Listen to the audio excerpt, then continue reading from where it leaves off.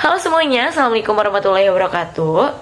Yang terhormat kepada Bapak Junaidi selaku Kaprodi Komputerisasi Akuntansi, dan yang terhormat kepada Bapak Hendi selaku dosen mata kuliah Anggaran Keuangan Perusahaan. Perkenalkan, kami dari kelompok 5. Di sini kami akan menjelaskan materi yang berjudul tentang anggaran kas. Sebelum kami memaparkan materi, kami akan memperkenalkan diri saya dan teman-teman saya. Saya sendiri Anita Lutfiati, dan selanjutnya ada Ulan Siti Rodia. Dan selanjutnya ada Rehan Ilham Wijaya. Untuk mempersingkat waktu, langsung saja kita mulai videonya. Halo teman-teman, jadi aku Wulan mau menjelaskan mengenai pengertian dari anggaran kas. Nah, aku punya dua pengertian nih dari para ahli. Yang pertama ada menurut Bambang Rianto pada tahun 1996 yang mengemukakan bahwa anggaran kas adalah estimasi terhadap posisi kas untuk periode tertentu di masa yang akan datang. Dan yang kedua ada menurut M. Munandar pada tahun 2001 yang mengemukakan bahwa anggaran kas adalah budget yang merencanakan secara lebih terperinci tentang kas beserta perubahan-perubahannya dari waktu ke waktu selama periode yang akan datang. Nah, perubahan itu baik berupa perubahan penerimaan kas maupun pengeluaran kas. Nah, bisa kita tarik kesimpulan dari pengertian dua para ahli tersebut bahwa pengertian anggaran kas adalah suatu perencanaan yang menunjukkan pengeluaran dan penerimaan kas yang menunjukkan kapan akan terjadinya defisit untuk suatu periode yang akan datang.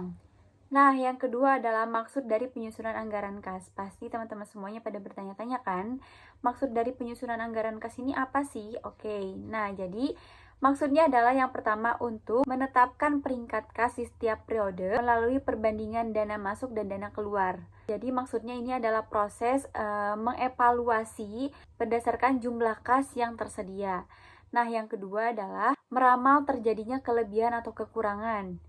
Nah, jadi maksudnya dengan adanya ini perusahaan dapat mengambil tindakan yang secara normal atau tindakan yang sesuai. Yang ketiga adalah menyiapkan pembelanjaan dalam waktu singkat dan waktu yang lama. Selanjutnya adalah pedoman keputusan memberikan pinjaman. Lalu pedoman untuk mengotorisasi anggaran yang tersedia. Jadi ini maksudnya adalah untuk membantu memastikan bahwa pengeluaran sesuai dengan rencana dan tidak melampaui batas yang ditetapkan. Pedoman aktualisasi dana yang dikeluarkan. Jadi maksudnya ini adalah untuk menilai efektivitas dan efisiensi dana yang dikeluarkan atau penggunaan dana.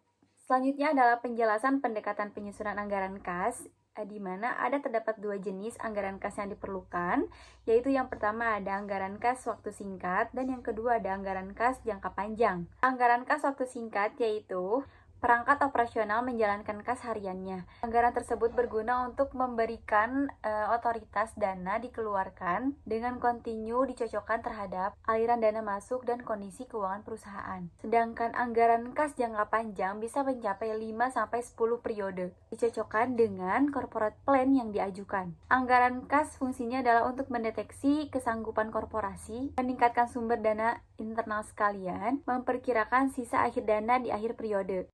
Hai semuanya, perkenalkan nama saya Anita Lutfiati, saya dari kelas 3 KS 1. Saya dari kelompok 5, di sini akan melanjutkan materi tentang anggaran kas, yaitu sifat kas dan pentingnya pengendalian atas kas.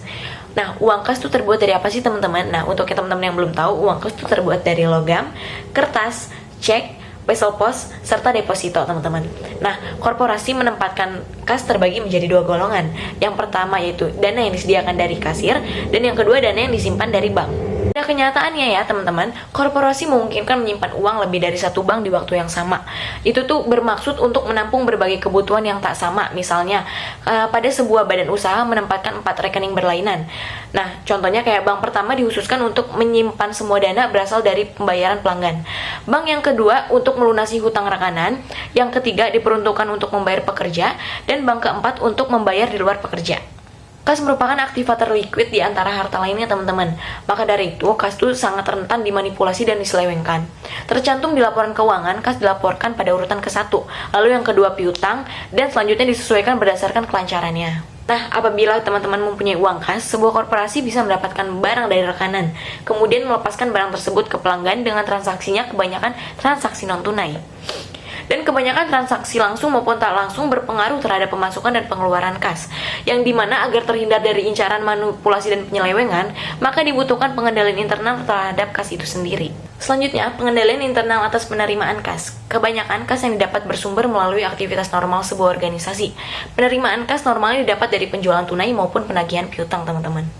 Adapun sumber lainnya muncul melalui aktivitas selain operasional, misalnya penghasilan bunga, rental, dividen, setoran pemegang saham, pinjaman, pelepasan harta, dan diterbitkannya surat-surat berharga. Memperhatikan kas adalah harta terliquid dibandingkan harta lainnya, teman-teman. Demi menyelamatkan kas, maka kita diperlukan sistem pengendalian yang sangat apik. Nah, di sini aku pengen ngasih tahu poin-poin yang penting agar pengendalian internal diterapkan dengan apik terhadap kas. Nah, yang pertama, ada penugasan hanya personel tertentu dipercaya mengelola kas yang masuk. Dan yang kedua, petugas penerimaan dan petugas penyimpanan dipisahkan. Yang ketiga, kegiatan pemasukan uang disertai bukti catatan penerimaan kas. Yang keempat, Departemen Kasir dipercayakan menyimpan sementara uang kas sebelum disetorkan ke bank. Yang kelima, Departemen Kasir atau Kepala Kasir akan mengisi formulir setoran bank dan kemudian menyetorkan uang kas tadi ke bank. Dan kemudian salinan bukti setor bank itu diserahkan ke Departemen Kasir ke bagian keuangan. Lalu jika uang kas hasil penerimaan penjualan harian atau hasil penagihan piutang tersebut tidak sempat setor ke bank, maka simpanlah uang kas tadi ke dalam safe deposit box. Yang dimana safe deposit box itu pokoknya aman banget dan hanya satu orang aja yang ditunjuk untuk mendapatkan kode akses untuk membuka safe deposit tersebut. Hal ini dilakukan untuk menghindari kehilangan uang kas tersebut. Dan yang terakhir, melakukan verifikasi intern, yang dimana masing-masing catatan atas penerimaan dana diverifikasikan terhadap saldo fisik uang yang ada di Departemen Kasir, teman-teman. Yang dimana pencocokan itu tuh harus sering-sering dilakukan untuk memastikan bahwa uang kas yang diterima secara harian telah sama dengan bukti catatan yang mendukung penerimaan tersebut. Nah, selanjutnya aku pengen ngejelasin pengendalian penerimaan via Wesel, yang dimana merujuk pada penggunaan metode pembayaran yang disebut Wesel. Jadi metode pembayarannya menggunakan Wesel, yang dimana pihak yang berutang menggunakan surat perintah pembayaran kepada bank untuk membayar pihak yang berhak menerima pembayaran pengendalian tersebut, teman-teman. Terus mencakup proses pengawasan dan manajemen atas transaksi keuangan yang menggunakan metode ini untuk memastikan keakuratan dan keamanan transaksi tersebut. Itu saja materi dari kelompok kami. Terima kasih untuk perhatiannya dan mohon maaf apabila ada salah-salah kata. Wassalamualaikum warahmatullahi wabarakatuh. Nah, sekarang di sini aku mau ngejelasin tentang pengendalian atas penerimaan uang lewat konter penjualan. Kita mulai yang pertama. Nah, seperti pada contoh kasus ketika kita sedang berbelanja di supermarket, setiap barang yang kita beli akan dilakukan scan barcode di kasir. Kemudian pada layar monitor kasir tersebut akan muncul nilai atau nominal total yang harus kita bayar. Setelah kita bayar akan dicetak struk pembayarannya yang tadi sudah di-scan dan kita bayar. Nah, lazimnya pengawas memberikan kas awal bagi setiap kasir register untuk uang pengembalian. Uang pengembalian tersebut disimpan di dalam brankas masing-masing kasir. Perusahaan tidak akan mentolerir keuangan yang salah perhitungan fisiknya, dikecualikan apabila kecurangan dikarenakan sistem pembulatan ke bawah yang ditetapkan. Maksudnya gimana? Nah, seperti contohnya begini, bila mana kesalahan yang muncul disebabkan pembulatan di bawah yang ditetapkan oleh korporasi atau perusahaan, maka korporasi tersebut mencatat kesalahan tersebut perkiraan, yakni perkiraan bebas atas kekurangan penerimaan kas.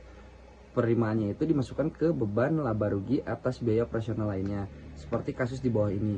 Nah, contohnya pencatatan dalam akuntansi korporasi untuk merekam kesalahan kas sebesar Rp300 dengan total penjualannya adalah sebesar Rp4.270.150. Itu sesuai angka yang tercatat di dalam keseluruhan struk registrasi. Adapun aktual kas yang ada hanyalah Rp4.269.850.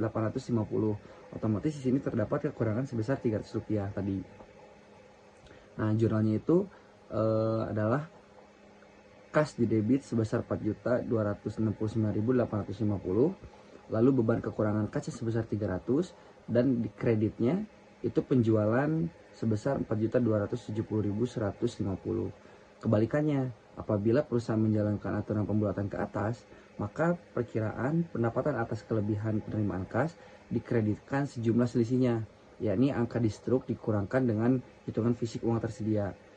Perkiraan ini dimasukkan laba rugi pada perkiraan pendapatan lainnya.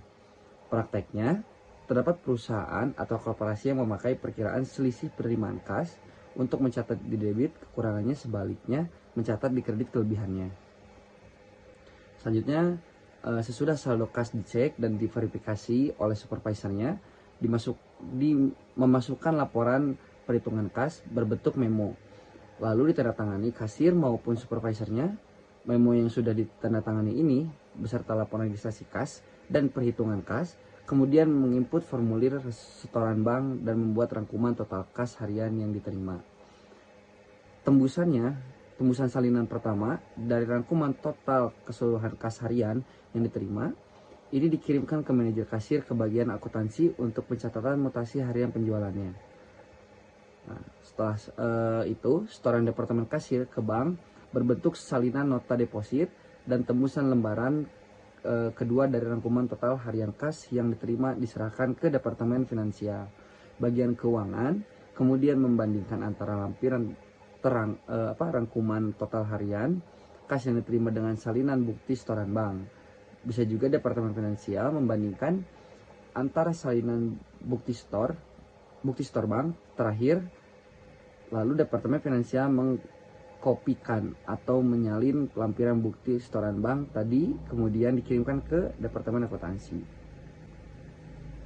Nah, berikut ada langkah-langkah menyusun anggaran kas. Langkah-langkah dari penyusunan anggaran kas itu terdiri dari beberapa tahapan, antara lainnya yang pertama, kita harus membuat anggaran piutang yang ditagihkan. Kedua, membuat anggaran kas yang diterima, yaitu penerimaan uang tunai, piutang tertagih, dan penerimaan lainnya. Ketiga, membuat anggaran kas dikeluarkan yang meliputi perolehan mesin, pembelian gedung, dan pembelian lainnya. Yang keempat, membuat anggaran kas bersifat temporari, yaitu mendapatkan kas negatif diperlukan bagi korporasi meminjam dari eksternal dan risikonya dikenakan bunga terhadap pinjamannya. Yang kelima, itu memperkirakan bunga yang dibayarkan secara lengkap jika meminjam untuk menutup defisit. Dan yang terakhir, membuat anggaran kas di akhir. Nah, selanjutnya kita bakal lanjut ke contoh soal. Di sini ada contoh soal yang keterangan seperti berikut. Informasi dari PT Gobes untuk tahun 2019 sebagai berikut. A. Informasi penjualannya meliputi 50% penjualan kredit, yaitu berarti di bulan Januari, Februari, Maret. Dari total Januari, Februari, Maret, dan juga triwulan 2, 3, 4. Dari total keseluruhan ini 50%-nya adalah penjualan kredit. Nah, yang kedua, defisit disebabkan tak tertagihnya piutang sebesar 2%. Pengumpulan piutang sesudah diperhitungkan dengan piutang tak tertagih setiap bulannya itu 60% periode berjalan, 30% periode selanjutnya, 10% 2 bulan selanjutnya. Itu untuk tiap bulan. Lalu untuk per 3 bulan itu 80% 3 bulanan penjualannya, 20% 3 bulanan selanjutnya. Nah, yang C, di awal tahun itu saldo kas awalnya adalah sebesar 2.500.000. Lalu selanjutnya ada penerimaan lainnya di triwulan kedua sebesar 2 juta dan triwulan ketiga sebesar 3 juta. Aneka kas yang dikeluarkan itu adalah bahan baku yang dibeli pada bulan Januari, Maret, triwulan 2, triwulan 3, triwulan 4 itu sebesar sekian. Lalu pembayaran gaji dan upah di bulan Januari, Februari, Maret sampai triwulan 4 sebesar sekian. Nah, ada pengembalian hutang di bulan Februari sebesar 3 juta dan pada saat triwulan 2 itu sebesar 12 juta. Dividen di triwulan 2 sebesar 900.000, triwulan 4 sebesar 900.000. Macam-macam biayanya itu di bulan Januari sampai triwulan 4 itu sebesar berikut. Nah, lalu yang diminta adalah pertama anggaran pengumpulan piutangnya, kedua anggaran penerimaan kas, ketiga anggaran pengeluaran kas, keempat anggaran kas sementara, kelima kebijakan pembelian jangka pendek anggaran yang diperlukan dengan meminjam pada tingkat suku bunga 18% setahun jika terjadi defisit kas. Dan yang terakhir, kita diminta untuk membuat anggaran kas akhir atau final. Nah, di sini pertama-tama kita harus menghitung piutang bersihnya. Dari mana data ini didapat? Penjualan tunai ini didapat dari tadi keterangan di saat bulan Januari sebesar 50%-nya itu meliputi penjualan kredit. Di bulan Januari itu keterangannya terdapat biaya sebesar 3.500.000. Nah, 3.500.000 tersebut kita kalikan 50% karena 50%-nya itu penjualan tunai dan 50% lagi penjualan kredit. Nah, sama seperti yang lainnya di bulan Februari, Maret, triwulan 2, triwulan 3, triwulan 4 itu didapat dari data berikut. Dikalikan masing-masingnya 50% karena keterangannya meliputi 50% penjualan kredit. Lalu nah, bad debt-nya ini sebesar 2%. Didapat dari mana? Itu ada dari keterangan defisit disebabkan tak tertagihnya piutang. Pengumpulan piutang sesudah diperhitungkan dengan piutang tak tertagih itu sebesar 2%. Maka di sini bad debt-nya itu sebesar 2%. Dapat dari bulan Januari penjualan kredit, bulan Februari penjualan kredit. Masing-masingnya didapat dari pengkalian penjualan kredit dikali 2% atau 2% dikali penjualan kredit. Didapatlah hasil piutang neto, di mana hasil ini didapat dari penjualan kredit dikurangi bad debt yang tadi 2%. Nah, setelah selesai membuat langkah-langkah menghitung piutang bersih ini, kita mendapat keterangan di mana piutang ini sebesar 1.29.000, 1.617.000, 2.045.750, 5.769.750, triwulan 3 5.292.000, triwulan 4 5.439.000. Yang tadi sesuai keterangannya di sini kita mendapatkan dari hasil perkalian 60%. Penjualan tunainya dimasukkan dari sini data-datanya, penjualan tunai. Kalau piutang didapat dari sini dikalikan 60% dan tadi bad debt-nya. Nah, setelah selesai mendapatkan tadi data menghitung piutang bersih, kita lanjut ke anggaran kas yang dikeluarkan. Dimana di sini kita bisa lihat dari soalnya pembelian bahan baku di bulan Januari itu terdapat biaya sebesar 1.350.000. Sedangkan di Februari tidak ada biaya pembelian bahan baku, langsung lanjut ke Maret hingga triwulan 4. Di sini tinggal masukkan saja angkanya. Oh iya teman-teman, kalau bisa semuanya dibiasakan menggunakan rumus sama dengan, biar di saat nanti ada pergantian atau kesalahan dari soal atau dari pencatatan langsung terkoneksi atau tersambung dengan sheet-sheet selanjutnya. Lalu pembayaran gaji dan upah di bulan Januari itu ada sebesar 1.170.000, Februari 900.000, Maretnya 1.100.000, triwulan 2 2.925.000 sampai triwulan 4. Data ini didapat dari soal pembayaran gaji dan upah. Lalu ada juga pengembalian hutang. Pengembalian hutang di sini kita lihat datanya hanya ada di bulan Februari sebesar 3 juta dan juga triwulan 2 sebesar 12 juta. Dimasukkan angka-angkanya. Nah, dividen itu sendiri kita lihat di sini terdapat di triwulan 2 dan triwulan 4 sebesar masing-masingnya Rp900.000. Kita masukkan saja di triwulan 2 dan di triwulan 4. Biaya lain-lain di sini kita bisa lihat dari bulan Januari sampai triwulan 2 ini adalah nominalnya, tinggal dimasukkan ke sini. Oke, setelah itu kita membuat anggaran kas sementara, di mana saldo awal yang tadi di soal sebesar Rp2.500.000, nah, Rp2.500.000 itu dimasukkan. Lalu penerimaan ini didapat dari tadi data yang sudah kita buat di awal menghitung piutang bersih. Nah, piutang bersih itu nantinya menjadi acuan atau patokan untuk kita menerima kas. Tapi itu sementara karena kita belum tahu ini piutang ini bisa ditagih atau tidak. Cuman data ini setelah dikalikan dengan tadi 2% piutang tidak tertagihnya. Penerimaan selama bulan Januari, Februari, Maret sampai dengan triwulan 4 itu dimasukkan di penerimaan. Nah, penerimaan ini anggaran kas sementara penerimaannya ini. Lalu tersedia. Nah, tersedia ini kita dapat dari penjumlahan saldo awal dan penerimaan.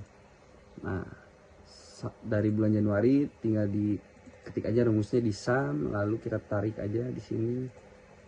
Nah, di drag sampai ke triwulan 4. Nah, selanjutnya kita lihat di sini ada pengeluaran. Pengeluaran ini didapat dari tadi anggaran kas yang dikeluarkan. Nah, kita ambil dari data totalnya saja.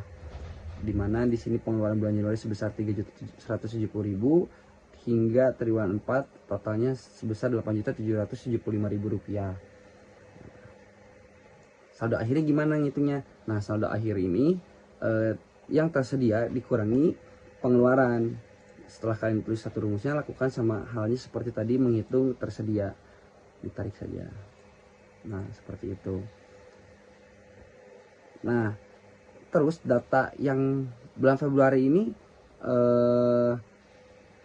dapat dari mana nih? Misalnya sebesar 2.109.000. Data saldo awal ini diambil dari saldo akhir yang bulan sebelumnya. Jadi di sini Februari menggunakan saldo akhir di Januari, Maret menggunakan Februari, triwulan 2 menggunakan Maret. Nah, lalu pertanyaan kenapa nih Kak di sini di triwulan 3 itu tidak dimasukkan yang minus ini? Karena dia minus maka tidak dicatat. Seperti itu. Terus tadi juga di soal ada keterangan di mana kebijakan pembelanjaan jangka pendek anggaran diperlukan dengan meminjam pada tingkat suku bunga 18% selama 1 tahun jika terjadi defisit kas. Nah, di sini kita baca kebijakannya pada awal triwulan meminjam sebesar 5 juta. Nah, lalu ini triwulan 2 meminjam 5 juta. Nah, selanjutnya sebentar.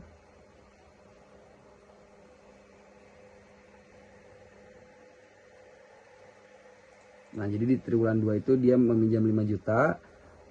Periode April sampai September dapat dibayar kembali pada awal triwulan 4 di sini.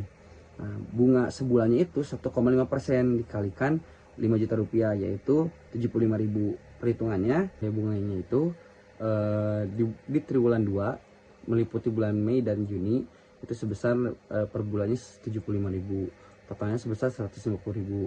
Triwulan 3 itu meliputi Juli, Agustus, September masing-masing sebesar 75.000 dan totalnya sebesar 225.000. Triwulan 4 itu hanya meliputi bulan Oktober sebesar 75.000 saja. Nah, lalu kita terakhir kita membuat anggaran kas final di mana itu isinya adalah saldo awal, penerimaan, hutang tersedia, pengeluaran, angsuran hutang dan terakhir bunga. Nah, di saldo awal bulan Januari itu kita dapat dari tadi di sini ada keterangan saldo awal bulan Januari sebesar 2.500.000. Penerimaannya, nah di sini sebenarnya kita nggak usah ngitung-ngitung lagi, cuman kita tinggal masukin aja total yang udah kita hitung tadi. Penerimaannya di sini kita dapetin dari yang paling update yaitu di sini penerimaan di anggaran kas sementara. Lalu ada di sini tersedia itu didapat dari tadi penjumlahan saldo awal, penerimaan dan juga jika ada hutang kita tambahkan hutang. Tapi karena tidak ada jadi hanya berjumlah 5.279.000. Pengeluarannya sebesar 3.170.000 didapat dari sini keterangan pengeluaran. Nah, angsuran hutang dan bunga kalau memang tidak ada keterangan atau tidak ada datanya tidak perlu diisi. Nah, tinggal dihitung saldo akhirnya. Saldo akhir didapat dari tersedia dikurangi pengeluaran, dikurangi angsuran hutang, dikurangi angsuran bunga. Lalu dapat hasil sebesar 2.109.000 rupiah. Datanya sama seperti yang sebelumnya. Kita pakai saldo akhir ini untuk saldo awal pada bulan selanjutnya, yaitu di bulan Februari sebesar 2.109.000. Ke bawahnya sama caranya.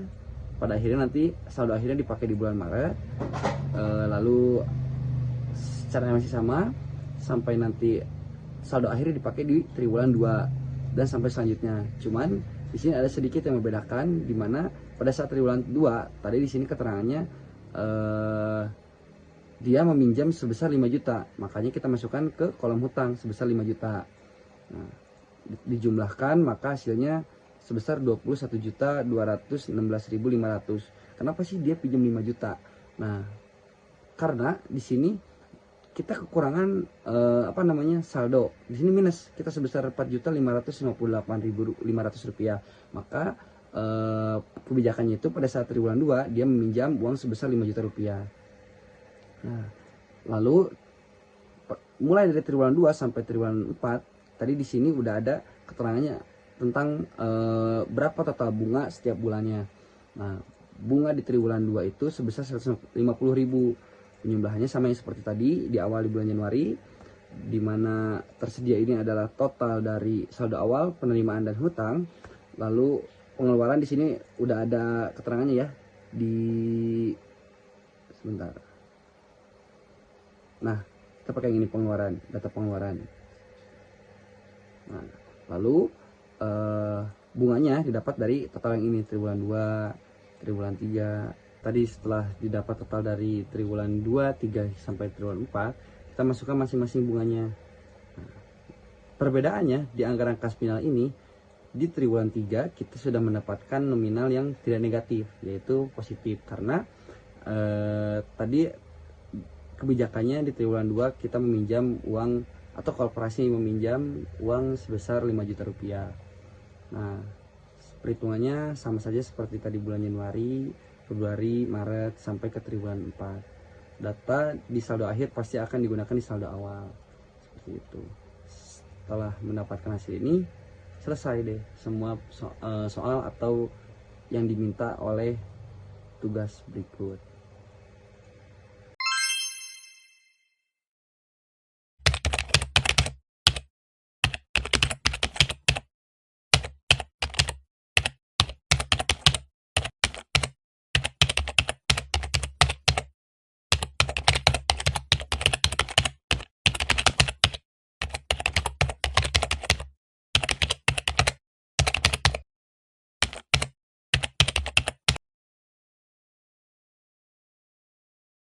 Itu saja penjelasan materi dari kelompok kami. Terima kasih untuk perhatiannya. Mohon maaf bila ada salah kata. Wassalamualaikum Warahmatullahi wabarakatuh.